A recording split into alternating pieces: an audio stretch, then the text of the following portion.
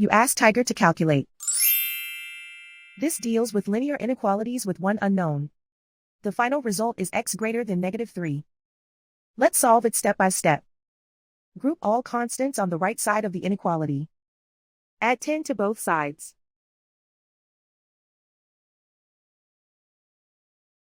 Simplify the arithmetic.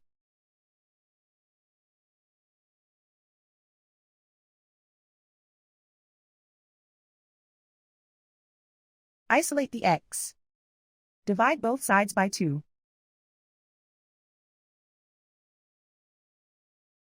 Simplify the fraction.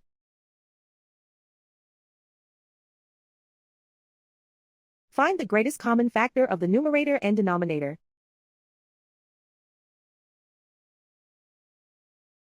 Factor out and cancel the greatest common factor.